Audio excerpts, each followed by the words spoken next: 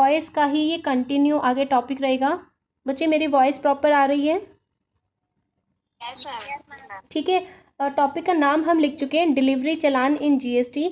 इससे पहले हमने टैक्स इनवॉइस इशू किया था।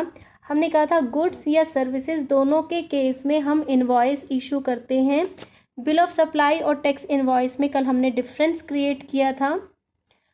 फिर हमने कहा था कि गुड्स के लिए अगर हम इनवॉइस बना रहे हैं तो 3 कॉपीज़ बनेंगी, और अगर सर्विसेज के लिए इनवॉइस बना रहे हैं तो 2 कॉपीज़ बनेंगी। अब जल्दी से मुझे बताओ 2 कॉपी कौन सी थी और 3 कॉपी कौन सी थी?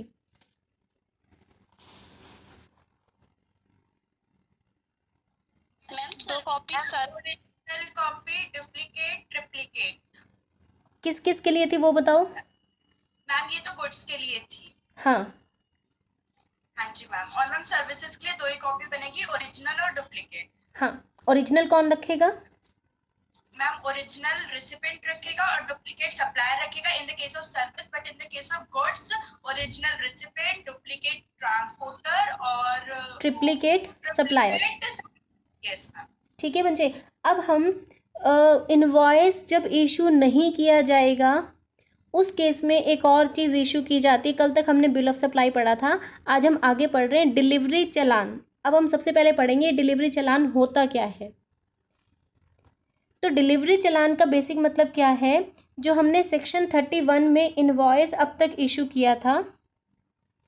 जब आप गुड्स की डिलीवरी कर रहे हो, आई रिपीट, जनरली जो गुड्स की डिलीवरी अगर हम इनवॉइस इशू नहीं करते हैं तो हम डिलीवरी नहीं कर सकते। सेक्शन 31 में हमने ये पढ़ा था कि इनवॉइस इशू करना ज़रूरी है। इनवॉइस इशू नहीं किया तो आप गुड्स नहीं बेच सकते हो। अब अगर आप फिर भी गुड्स की सप्लाई कर देते हो तो ये एक ऑफेंस माना जाएगा, क्योंकि जीएसटी एक्ट के अंडर जब हम टैक्स इनवॉइस इशू किए बिना सप्लाई कर रहे हैं। कल हमने एक रिफ़ंड वाउचर भी पढ़ा था, अगर आपको याद हो तो। अगर हमने सप्लाई के लिए एडवांस ले लिया है, एडवांस की रिसिप्ट हमने उसको दे दी रिसिपिएंट को, अगर हमने सप्लाई कर दी तो हम इनवॉइस इशू कर देंगे। अगर हम उसको गुड्स नहीं दे रहे तो हम उसे उसका वो पैसे वापस कर देंगे। That was refund voucher, remember that? Yes ma'am. ठीक है। अब हमने पढ़ा हुआ है कि जनरली बिना टैक्स इनवॉइस इशू किए हम गुड्स की डिलीवरी नहीं कर सकते, अदरवाइज ये एक ऑफेंस माना जाएगा। लेकिन कुछ केसेस ऐसे हैं जहाँ पे हम टैक्स इनवॉइस अगर इशू ना करें तो भी हम सप्लाई कर सकते हैं। जब हम इनवॉइस इशू नहीं करें तो बदले में कुछ और इशू करेंगे। जो टैक्स इनवॉइस की जगह हम दूसरा डॉक्यूमेंट इशू कर रहे हैं उसी का नाम होता है delivery challan.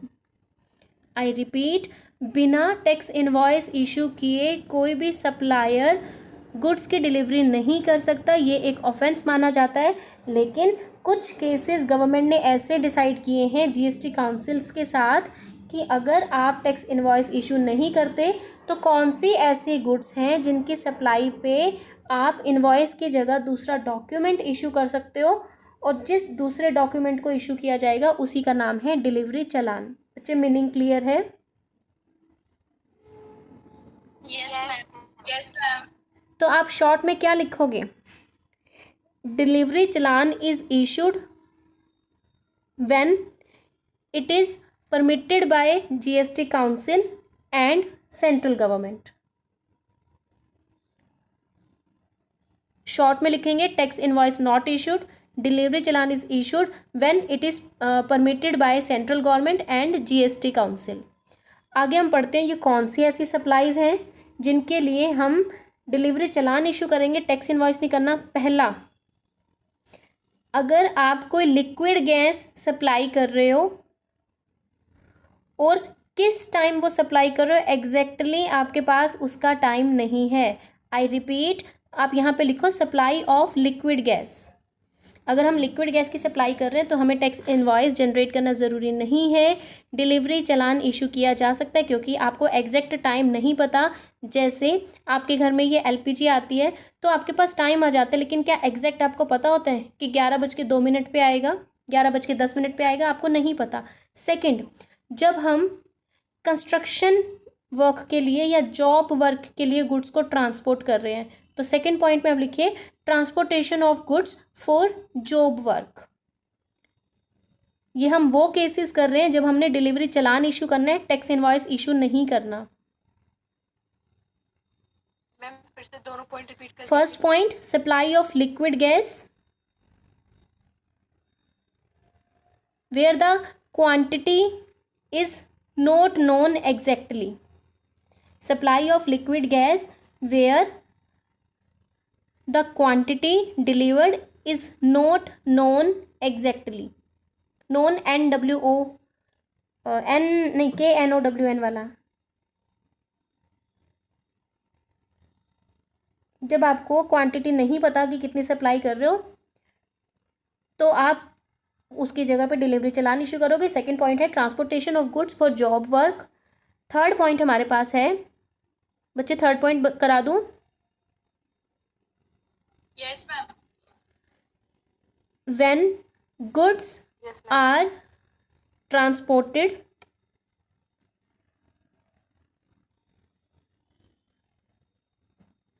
other than by way of supply.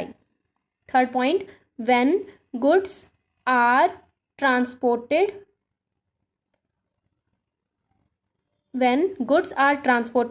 other than when goods are transported other than by way of supply, यानी कि गुड्स तो हम ट्रांसपोर्ट कर रहे हैं, भेज तो रहे हैं, लेकिन हम सप्लाई नहीं कर रहे। इसका मतलब हम बिजनेस के फर्दरेंस के लिए वो गुड्स नहीं भेज रहे। फॉर एग्जांपल लिखिए, जैसे हम कह सकते हैं कि अगर हम एक ही राज्य में एग्जिस्ट करने वाली दूसरी ब्रांच को गुड्स की डिलीवरी दे रहे हैं तो, आई रिपीट, एक ही स्टेट में अगर आपकी दूसरी ब्रांच है तो उसको अगर आप गुड्स दे रहे हो तो उससे आप बिजनेस को फर्दरेंस नहीं कर रहे हो, सिर्फ ऐसे ही दे रहे हो। तो यहाँ पे आप डिलीवरी चालान दे सकते हो, क्योंकि आप अपने बुक्स ऑफ अकाउंट्स में एक रिकॉर्ड बना के रखोगे कि आपने इतने गुड्स इस ब्रांच से निकाल के दूसरी ब्रांच में दिए हैं, ताकि आप आईटीसी क्लेम कर सको। आपके चाहे बिल ऑफ सप्लाई हो, चाहे आपका डिलीवरी चालान हो या टैक्स इनवॉइस हो, ये सारे डॉक्यूमेंट्स आपकी टैक्स लायबिलिटी कैलकुलेट करने में आपकी हेल्प करते हैं। 3 पॉइंट्स हमने किए, लिक्विड गैस की सप्लाई जहाँ पे हमें उसकी क्वांटिटी नहीं पता। दूसरा, transportation of goods for job work, हमें नहीं पता कितना मटेरियल लगेगा, किस टाइम पहुंचेगा।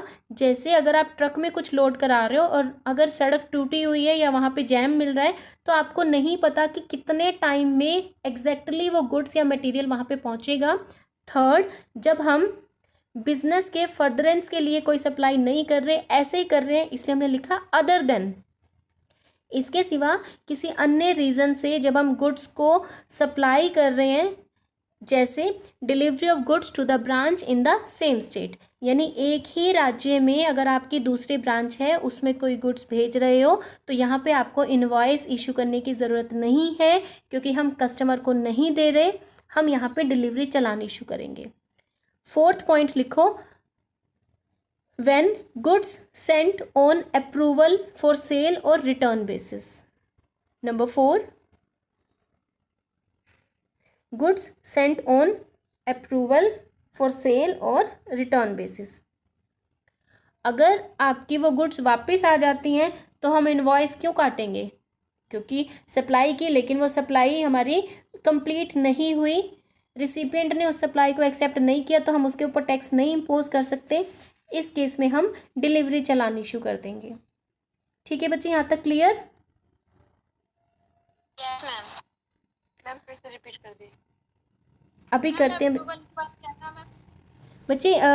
फर्स्ट पॉइंट हमने किया, डिलीवरी चालान हम तब इशू करते हैं जब हम टैक्स इनवॉइस इशू नहीं करते हैं। तो कुछ केसेस हमें गवर्नमेंट ने बताए हैं जो कि जीएसटी काउंसिल के रिकमेंडेशंस पे हैं। जब हमने लिक्विड गैस की सप्लाई की, हमें उसकी क्वांटिटी नहीं पता। दूसरा, हमने कोई गुड्स जॉब वर्क के लिए ट्रांसपोर्ट की है। तीसरा, हमने अपने एक ही राज्य में एग्जिस्ट करने वाली दूसरी ब्रांच को अगर डिलीवरी दी है जहाँ पे हम supply of goods business purposes के लिए नहीं करते। चौथा पॉइंट, जब हम गुड्स को अप्रूवल फॉर सेल या रिटर्न बेसिस पे सेंड कर रहे हैं, उस केस में ट्रांसपोर्ट कर रहे हैं, तो भी हम टैक्स इनवॉइस पूरा नहीं बनाएंगे। अगर रिसिपिएंट ऐसी गुड्स को एक्सेप्ट कर लेता है तो टैक्स इनवॉइस इशू किया जाएगा, लेकिन अगर वो रिटर्न कर देता है तो हम टैक्स इनवॉइस जनरेट नहीं कर सकते। इसीलिए ऐसी अनिश्चित इवेंट्स के लिए, अनसर्टेन इवेंट्स के लिए हम डिलीवरी चालान इशू करते हैं। अब ठीक है बच्चे? Yes ma'am. नेक्स्ट हमारे पास आता है, आपने एक टर्म पढ़ी होगी कंसाइनर कंसाइनी, पढ़ा है बच्चे? कंसाइनमेंट पढ़ा है ना आप सबने? जी। मैं कुछ भी आपसे पूछ नहीं रही हूँ कि क्या होता है बताओ, बस हम इतना यहाँ पे याद रखेंगे। कंसाइनमेंट में हमने पढ़ा था कि एक व्यक्ति अपनी गुड्स मंगवाने के लिए किसी ट्रांसपोर्टर की हेल्प लेता था ताकि सप्लायर से वो गुड्स उठ के रिसिपिएंट तक टाइमली पहुँच जाएं। तो हमने कहा था कंसाइनर और कंसाइनी, कंसाइनी रिसिपिएंट और कंसाइनर सप्लायर। यहाँ पे हम अगर जीएसटी की बात कर रहे हैं उससे रिलेट करें तो कंसाइनर सप्लायर, कंसाइनी रिसिपिएंट। जब हम कंसाइनमेंट की बात करेंगे तो यहाँ पे कंसाइनर प्रॉपर टैक्स इनवॉइस नहीं बनाएगा, वो डिलीवरी चालान बनाएगा। I repeat, consignor delivery challan issue करेगा, इसको भी वो सीरियली नंबर करेगा, लेकिन यानी कि नंबरिंग की जाती है लाइक 1 2 3 4। उसके बाद जब आप गुड्स को ट्रांसपोर्ट के लिए अपने बिजनेस से बाहर निकाल रहे हो, यानी goods are removed for transportation, उस टाइम पे आप इनवॉइस की जगह पे डिलीवरी चालान बना रहे हो।